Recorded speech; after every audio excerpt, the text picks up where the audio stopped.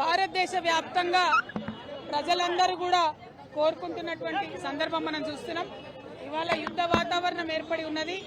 పాకిస్తాన్లో ఉన్నటువంటి 9 ఉగ్రవాద స్థానాలను ఆపరేషన్ సింధూర్ పేరుతోని మనం దిగ్విజయంగా సాధించుకోవడం వీర జవాన్లందరికీ కూడా ఒక స్ఫూర్తినిచ్చే విధంగా, వారి వల్ల మనకు ధైర్యం, వారి వల్ల మనకు రక్షణ, మన వల్ల వారికి మరింత స్ఫూర్తి రావాలని చెప్పి మనస్ఫూర్తిగా కోరుకుంటూ ఇవాళ తెలంగాణ జాగృతి ఆధ్వర్యంలో పెద్ద ఎత్తున ర్యాలీ నిర్వహించడం జరిగింది.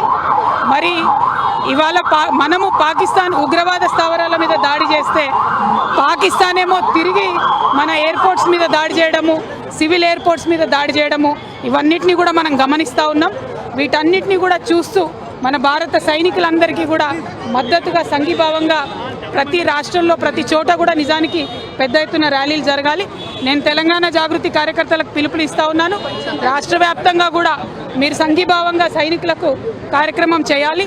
ఈ సమయంలో దేశంకి తోడుగా మనం కూడా నిలబడాలి. అక్కడ వాళ్ళు నిలబడి ప్రాణాలు ఇస్తుంటే మనము దానికి అర్హత పొందినటువంటి నాగరికులుగా వారికి సైన్యానికి మద్దతుగా ఉండాలని కోరుతా ఉన్నాను.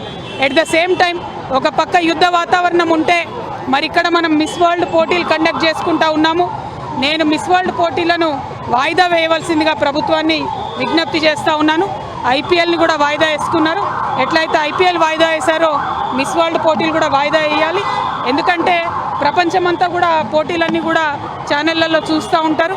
మరి ఒక పక్క భారతదేశంలో యుద్ధం జరుగుతుంటే ఇంకొక పక్క ఈ అందాల పోటీలు పెట్టారని చెప్పేటటువంటి అపవాదు మన రాష్ట్రానికి వస్తుంది. కాబట్టి ఆ అందాల పోటీలను కూడా వాయిదా వేయాలని చెప్పి నేను మనస్ఫూర్తిగా డిమాండ్ చేస్తూ ఉన్నాను.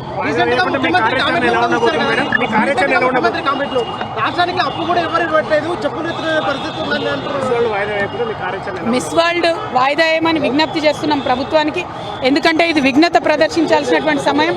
ప్రపంచమంతా కూడా భారతదేశం వైపు నిలబడ్డది. ఇవాళ మనది ధర్మయుద్ధం. భారతదేశం ఎప్పుడు కూడా తప్పు చేయదు. నీతి మీద నిజాయితీ మీదనే యుద్ధం చేస్తున్నాం. మనం వారి భూభాగంలో సామాన్య ప్రజల్ని ఏమనలేదు, ఉగ్రవాదుల్ని హతం చేసినాం. ఈ సందర్భంగా ప్రపంచమంతా భారతదేశం వైపు నిలబడి మనం చూస్తుంది. కాబట్టి ఈ టైంలో సిల్లీగా మనము అందాల పోటీలు పెట్టి మన ప్రాధాన్యతలు వేరే రకమైనటువంటి సందేశం ప్రపంచంలో పోకూడదు. అది ప్రత్యేకించి మన రాష్ట్రంలో జరగకూడదని నేను ఒక మహిళగా విజ్ఞప్తి చేస్తూ ఉన్నాను. వాయిదా వేసుకోమని నేను కోరుతా ఉన్నాను. రీసెంట్గా ముఖ్యమంత్రి కామెంట్లు కూడా చూసినారు. రాష్ట్రంలోకి అప్పులు పుట్టట్లేదు, రాష్ట్ర ఆదాయానికి సంబంధమైన విషయాల్లో కూడా మాట్లాడింది. అంటే ఒకటే అండి, ముఖ్యమంత్రి గారికి రాష్ట్ర ఆదాయాన్ని కంట్రోల్ చేయడం రాకపోతే వారు ఇచ్చినటువంటి హామీలను ప్రజలకు నెరవేర్చేటటువంటి పరిస్థితి ఆయనకు లేకుండే. ఆయన తప్పుకోవాలి, పదవి నుండి రాజీనామా చేయాలి.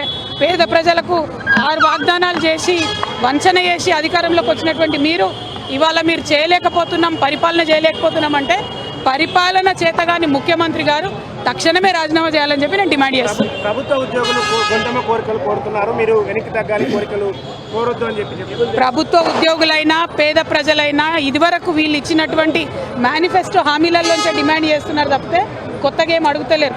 వాళ్ళు ఇచ్చినటువంటి మాటలే నెరవేర్చమని ఇవాళ డిమాండ్ చేస్తున్నారు ప్రజలు.